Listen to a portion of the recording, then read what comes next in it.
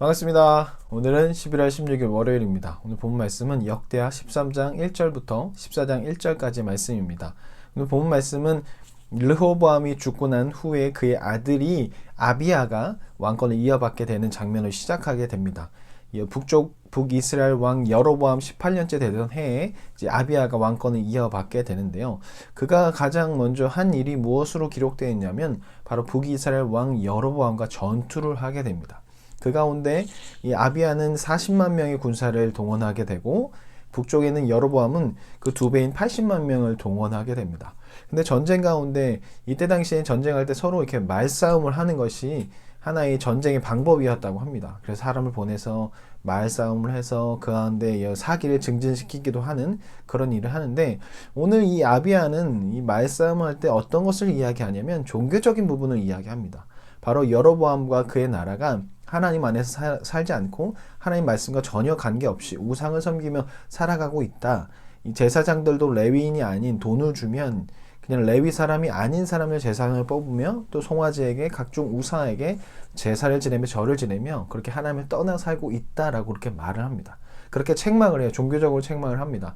그리고 자신들의 이야기를 합니다. 하지만 우리는 하나님의 법도에 따라서 레위인 제사장을 세우고 또 하나님을 바라보며 하나님께 제사드리며 하나님 안에서 살고 있다. 그리고 그 계명을 지키고 있다. 하지만 너희는 하나님을 떠나 배신하고 배반하고 있다.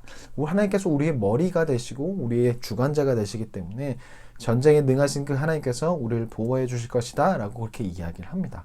이것에 대해서 이제 전쟁이 시작되게 되는데 80만의 군사를 이끌고 여로보암이 쳐들어옵니다. 하지만 하나님께서 이들을 보호해 주십니다. 그래서 결국 여로보암은 80만 명을 데리고 왔지만 결국 50만 명이 죽게 되고 30만 명이 데리고 도망가게 됩니다. 그리고 아비야의 승리로 이 전쟁이 마무리되게 되죠.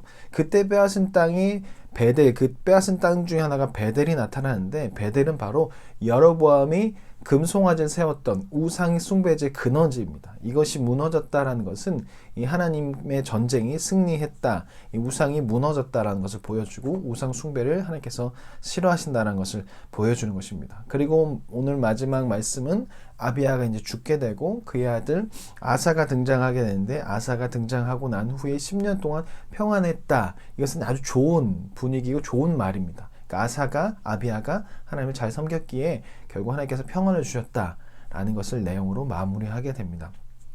오늘 말씀을 보면 소금 언약이라는 것이 나오게 되는데, 이것은 바로 민수기 18장 19절에 나오는 말씀입니다. 소금처럼 변치 않는 그런 하나님의 약속임을 나타나고 있는 것이죠. 이 아비야는 하나님의 약속, 이 소금 언약, 하나님의 약속은 신실하시다. 하나님을 찾는 자는 복을 주시고 또 하나님을 버린 자는 하나님께서 버리신다는 이 약속을 철저하게 믿고 그 믿음으로 지금 아비야는 여로보암에게 나아가서 이야기합니다. 책망합니다. 그리고 우리는 하나님을 따랐기에 승리할 수 있다는 그 확신을 가지고 전쟁에 나아가게 됐고 그 믿음이 전쟁의 승리의 시작이 되었습니다. 그리고 하나님의 약속은 역시나 변치 않았기에 그 약속대로 따른 르호보암의 아들 아비야가 결국 전쟁에 승리합니다. 상황적으로 봤을 때는 두 배나 차이가 납니다. 40만 명 대 80만 명. 하지만 하나님의 약속은 그거보다 더 높고 하나님의 약속은 신실하게 하나님의 약속대로 결국 아비야가 전쟁에서 승리하게 됩니다. 우리도 마찬가지입니다. 우리는 하나님의 약속을 믿고 그 신실하심의 그 약속의 믿음이 더욱더 강할 때 삶에서 승리할 수 있고 더욱더 삶에서 잘 이겨낼 수 있고 버텨낼 수 있습니다. 삶이 어려울 때 우리가 이겨낼 수 있는 건 세상 사람들의 위로와 여러 가지 것들도 되겠지만 더욱더 큰 위로와 이겨낼 수 있는 진짜 힘은 바로 하나님에 있습니다. 하나님 향한 믿음이 더욱더 자라날 때 그 어려움을 이겨낼 수 있습니다. 이것을 기억하고 우리는 매일매일 준비해야 됩니다. 우리의 삶에서 나는 준비되어 있는가? 고난과 어려움을 이겨낼 준비가 되어 있는가? 그 고난과 어려움을 이겨낼 수 있는 방법은 바로 하나님을 향한 믿음이 강해지는 것입니다. 모든 상황 속에서 하나님을 볼 수 있는 그 믿음이 생길 때 우리는 더욱더 모든 것을 이겨낼 수 있는 힘이 생기게 됩니다. 그 믿음이 생겨날 수 있도록 우리는 날마다 기도하고 말씀을 통해서 하나님을 알아가야 할 것이고, 또한 우리의 믿음이 생겨나는 것은 바로 예배를 통해 가능합니다. 아비야는 바로 그 예배를 강조했고 그 제사를 강조했고 우리는 그 예배를 드리고 있다. 하나님을 의지하고 있다라고 말을 하고 있고 그 예배를 통해 아비아는 그 믿음을 가졌을 것입니다. 우리는 마찬가지로 그 예배를 통해서 우리는 하나님을 향한 믿음을 가질 수 있고 하나님의 뜻을 발견할 수 있습니다. 하나님께 예배하십시오. 예배를 통해서 그 믿음을 가질 수 있도록 예배 안에서 하나님의 그 임재를 사모하고 갈망하십시오. 그 갈망하는 가운데 하나님께 찾아오셔서 힘을 주시고 위로해 주실 것입니다. 그리고 우리 안에 있는 여러 가지 우상들을 파괴하심으로 인해서 하나님만 바라볼 수 있게 하실 것입니다.